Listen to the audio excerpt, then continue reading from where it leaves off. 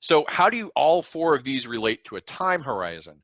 So this gets into a little bit of the purpose of today. You know, this is a chart that Gartner puts out, and just to clear the chart, on the left is the value, what they call the value to the business, and across the bottom is the difficulty in creating it. And it locates everything I just talked about. You know, descriptive analytics is what happened. Diagnostic analytics is why did it happen. Predictive analytics is what will happen, and prescriptive is how can we make it happen, or what can we do differently to avoid it.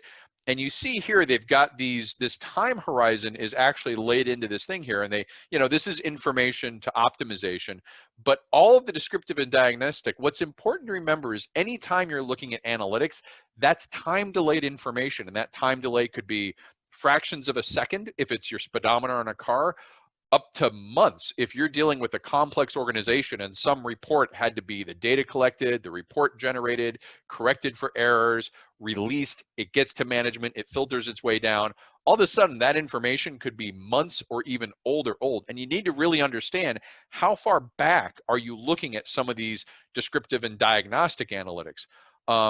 Insight is kind of, you know, closer to a short-term future, and foresight is when we want to get into seeing the future. Now, a lot of folks in predictive analytics are trying to tell you to see the future. What I'm trying to say is, and we'll get into, is that's really hard. So and usually not successful. What I recommend is actually getting to see the present faster. And we'll go into a little bit more of what that means. But the types of things that make this up: descriptive analytics, statistics, reports, data. Miss Falconberry's on your bar charts, your line charts, your behavior, you know, those are descriptive analytics. Diagnostic analytics can also be statistics. It may be more of a stoplight chart or a performance measure, some sort of dashboard that tells you when something's going wrong. Predictive analytics, you start getting into simple Monte Carlo simulations. AI, they're using a lot of artificial intelligence to do predictive, where the machine just churns through a bunch of options. When you get up into prescriptive analytics, this is more of the simulation models, the kind of models I work with.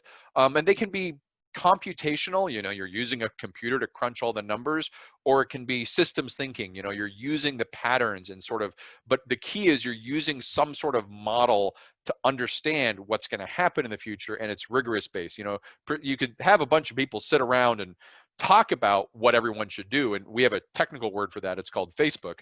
But if you want to do this rigorously, you probably need to have a method like systems thinking, agent-based modeling, system dynamics modeling, something like that, when you're going to be using prescriptive analytics for anything more meaningful than a Facebook conversation.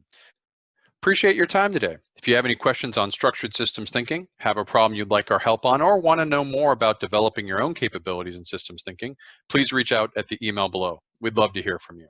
If you're interested in what we do and want to follow our journey, I've added our LinkedIn and Twitter information. And we plan to regularly update this channel with quick tips and case studies to help you get the most out of your systems thinking and lean efforts. If you want to be notified whenever we add new video content, please consider subscribing to this channel by clicking on the red subscribe button below this video.